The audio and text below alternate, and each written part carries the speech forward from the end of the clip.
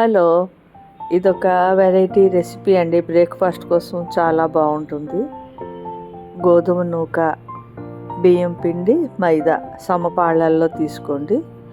అందులో పచ్చిమిర్చి ముక్కలు, ఉల్లిపాయ ముక్కలు, కారం గుండ, పసుపు, టమాటా ముక్కలు, పెరుగు, కొత్తిమీర, మీరు ఉల్లికాడలు ఉంటే వేయొచ్చు. అన్నీ కలిపేసి ఒక బ్యాటర్లా తయారు చేయండి. బ్రెడ్ కూడా కాస్త టోస్ట్ చేసి ఈ బ్యాటర్లో ముంచి బ్రెడ్ టోస్ట్ లాగా తిన్నా బాగుంటుంది.